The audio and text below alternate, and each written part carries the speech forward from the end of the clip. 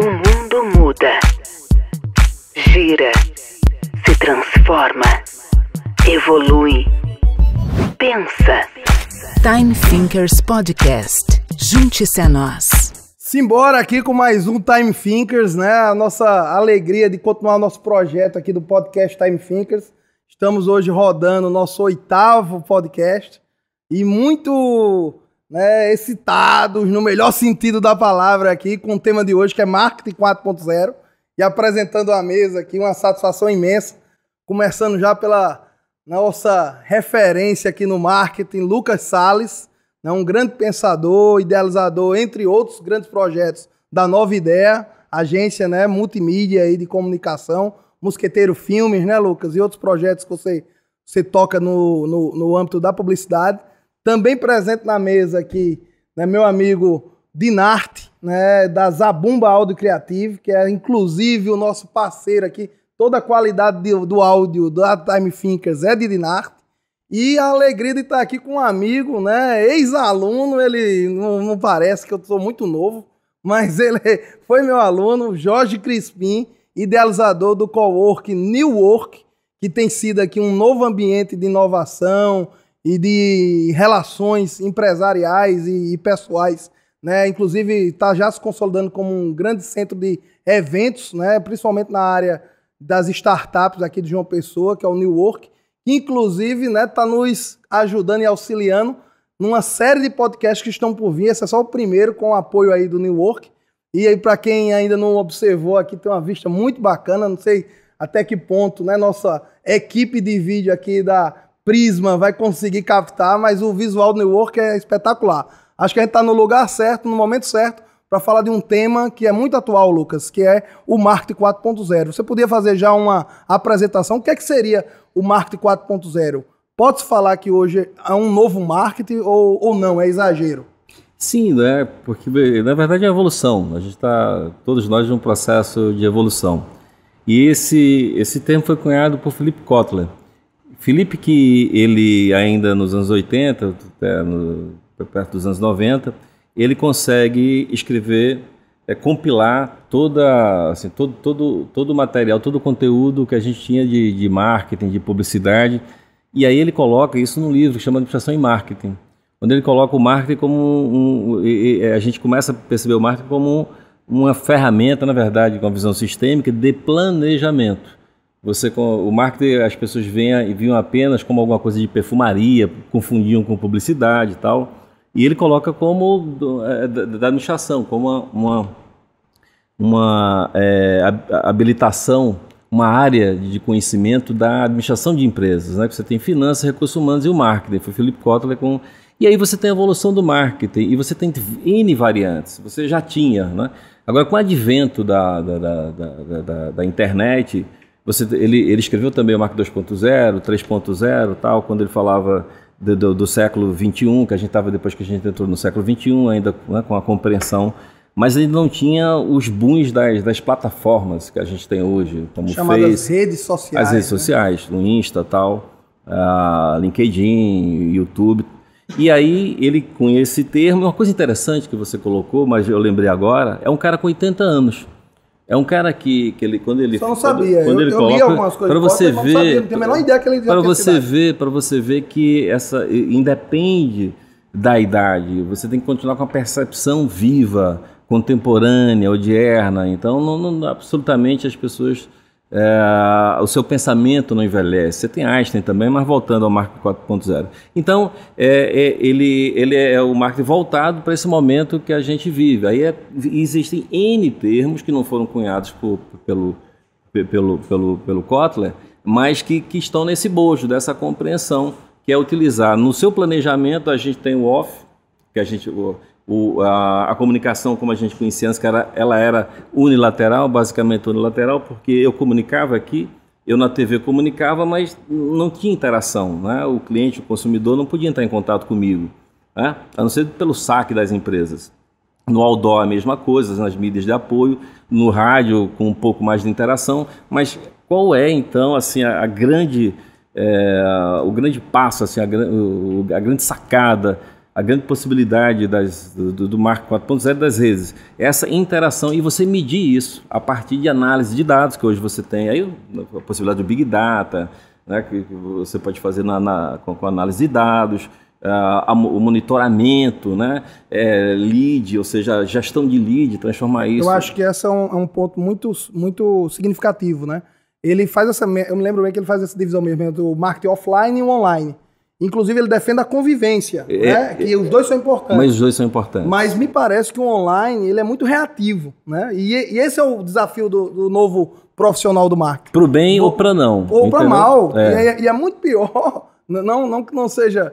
É lógico que é bom quando eu acho que uma campanha se torna um viral, uma coisa desse tipo. Deve ser muito bacana para o publicitário. Mas o desafio também é você jogar alguma coisa e receber aquela crítica, às vezes, dura na lata e saber conviver com ela. E ter o desafio nisso tudo, como o Kotler colocava, de criar advogados de uma marca. Isso, perfeito, perfeito. Aí eu entro agora o marco da internet, aí entra a questão ética, agora, rapidinho, o Insta que agora... Isso aí do feedback negativo, inclusive é o que eu mais escuto hoje dos CEOs, assim, dos CEOs de grandes empresas, eles falam que o melhor cliente para ele, que possa agregar e possa construir para a marca dele, é o cliente que fala mal da empresa dele. Quando vai marcar um NPS, marca entre 0 e 6. Que é quando 0 a 6 é quando é um detrator. O NPS, vocês sabem o que é o NPS? Vocês sacam todos?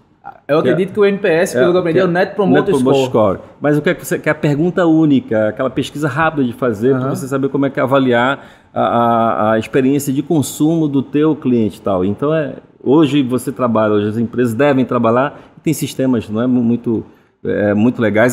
Nós desenvolvemos um que chama Levante, nós somos sócios desse sistema Levante. E aí a gente oferece o mercado, depois entra em contato com a gente. Algumas empresas a gente até oferece para degustação.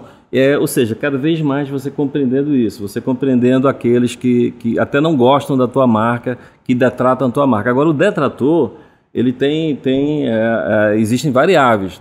Às vezes ele não volta. Então, quanto mais você puder, né, compreendê-lo para que evite chegar nesse estágio, melhor ainda, desgaste, porque o desgaste é muito maior. É por isso que os CEOs gostam dos detratores, porque eles vão descobrir qual é a falha que a empresa tem, e eles dizem assim, quando tem um detrator, a primeira coisa que eu quero fazer é falar com eles, qual foi o seu problema, gestão de crise. O que aconteceu? Me diga aí, porque assim eu evoluo minha marca e evoluo minha empresa. Eu acho que esse momento de transição, voltando um pouco no que foi falado, é o que assusta, né?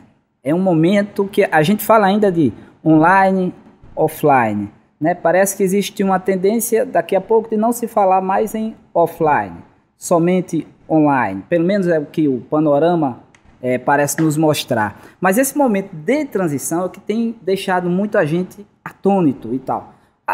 O medo do desconhecido, né? Que agora a gente passa a conhecer e dominar um pouco, e eu acho que aí já vai acalmando um pouco o mercado e clareando os caminhos que as agências, por exemplo, podem trilhar, mostrando novos serviços, novos trabalhos, novas funções, a nova importância da agência. A agência não deixou de ser importante, né? No que eu faço, por exemplo, que é a parte técnica, a gente tem novos produtos, a gente inclusive está agora, neste momento, fazendo um novo rádio, a nova TV, né? Que é o podcast, que alguns chamam de videocast, dividem entre audiocast e videocast.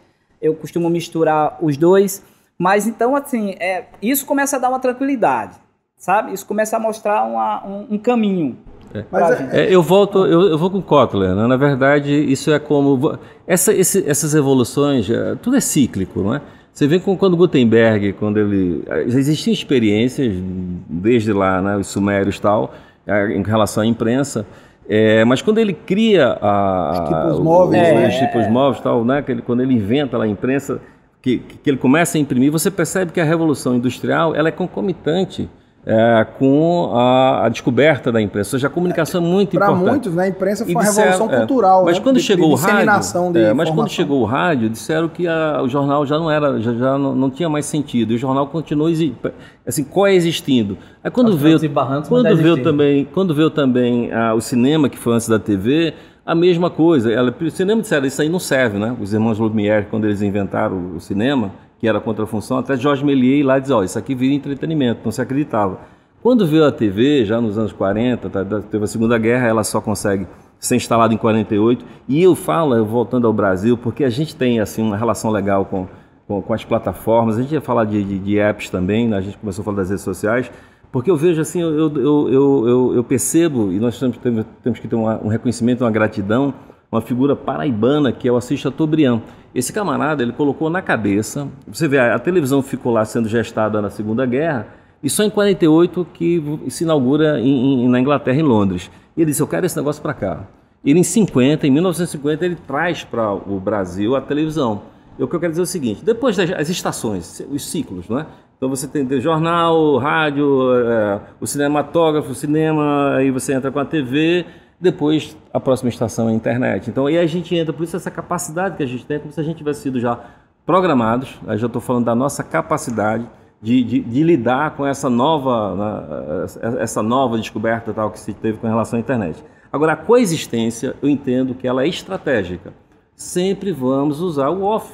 Isso. Porque a gente. O que eu acho, inclusive, física, Lucas, eu concordo com você, e Kotler é bem incisivo nisso. Você vai coexistir. O que vai existir também é uma disrupção do off. Isso. O off vai virar um holograma daqui a pouco.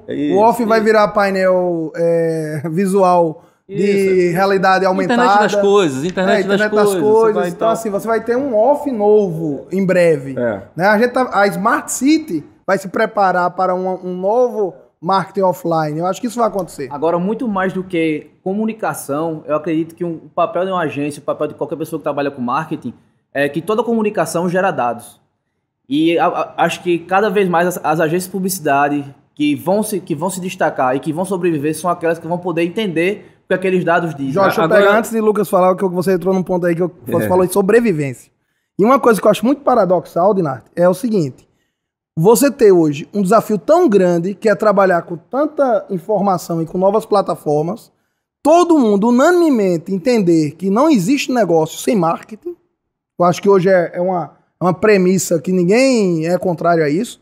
E, no entanto, a gente, paradoxalmente, como eu falei, está vivendo, alguns estão passando essa informação de que há uma crise nas agências de publicidade. Inclusive, tem gente que chega a dizer que as agências hoje estão concorrendo com as digital influencers, estão concorrendo com essas novas personalidades, né, celebridades eu acho que do online. Mas a que ponto? Eu disse paradoxal, só para terminar meu raciocínio, é porque tudo isso envolve um quê?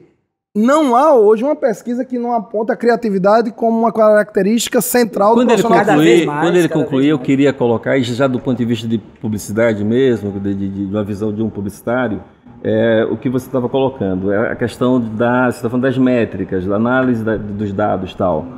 Eu quero pegar aí, posso pegar aqui, André? Deve falar. Que aí entra a expertise do profissional. A criatividade, tá? Eu sou criativo, todos nós somos criativos, mas na publicidade a minha criatividade, ela está a serviço do resultado. Então eu tenho que ter informação. Cara, eu tenho que ter cultura. Você não faz à toa, não é qualquer um que faz. Então, esta é a diferença. Então eu pego esses dados, o que é que eu vou fazer com ele? Então, com esses dados aí. Então, aí eu vou usar a minha criatividade e com as informações que eu tenho, um planejamento estratégico para bem posicionar isso. Essa é a diferença entre os profissionais. Aí eu acho que aí reside, aí que a gente chama de competência em qualquer era, em qualquer época e tal. Então, todos nós teremos os dados, aparentemente quase que iguais, porque as plataformas, os instrumentos nos dão.